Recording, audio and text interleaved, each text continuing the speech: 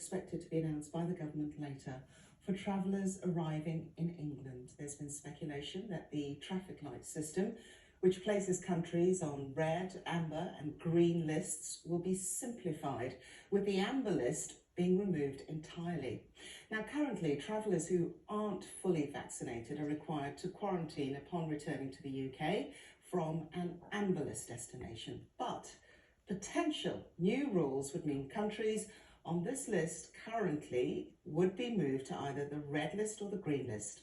Also, ministers are said to be considering scrapping PCR tests for double-jabbed people arriving back in the UK. Now, under current rules, travellers from green and amber list countries must take a PCR test shortly before their return, and then another one on their second day back in the United Kingdom.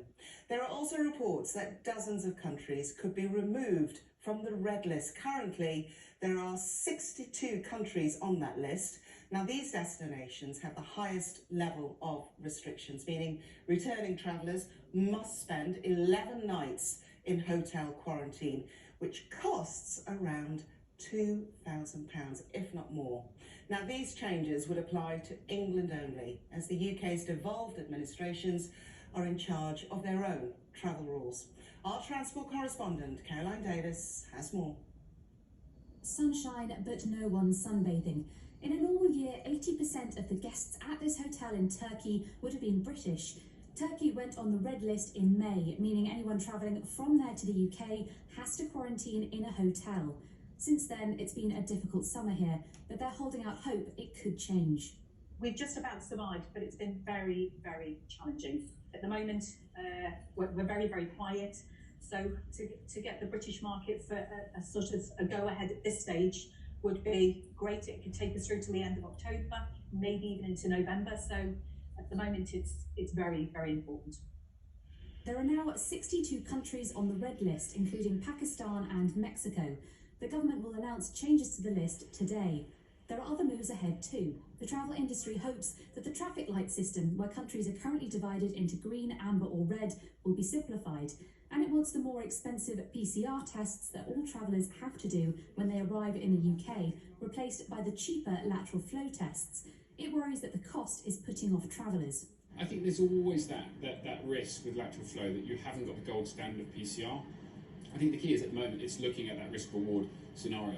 We're seeing infection rates are high, but obviously we've got the vaccination through in the UK.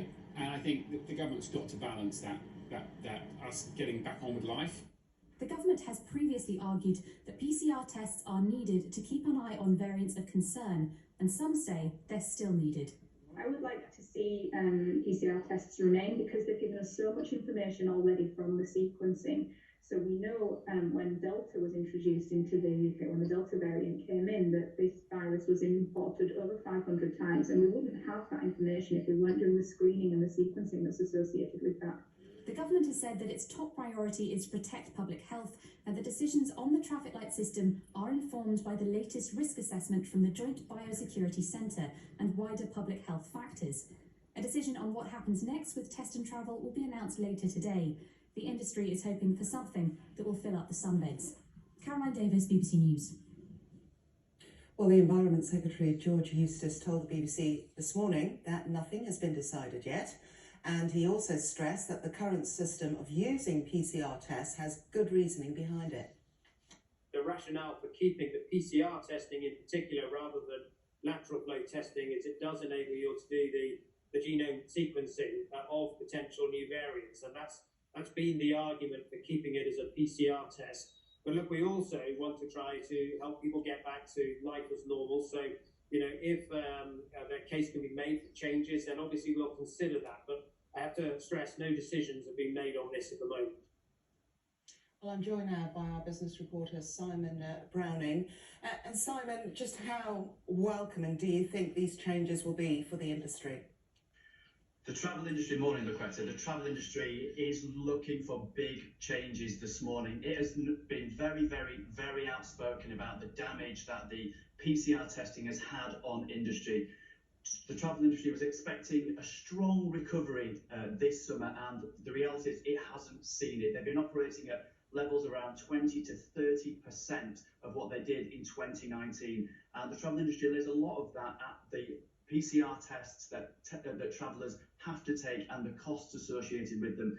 Those tests cost between around £50 to £100 each, and when you add a family of four, maybe £300, £400 for the cost of the holiday on top of that, they've seen that as a huge barrier. Obviously, we've had a huge staycation boom in this country because people haven't travelled, but as we come now to the end of furlough, which is approaching in a couple of weeks, the travel industry wants to see big changes in the way that the sector operates. They need consumers to feel confident to get back on planes, to go back to the beaches where we love, in Mallorca, in the south of Spain, in Greece. So there's a lot of expectation from the travel industry today. There are a lot of reports around that PCR tests could be changed. But as George Eustace said just now in that clip, nothing is confirmed yet. We understand that government ministers are meeting this morning, and that's a cross-departmental government meeting with the Department for Health, the Department for Transport, all involved in taking these big steps. So there is a lot of rumour around at the moment, but nothing yet is confirmed. Okay.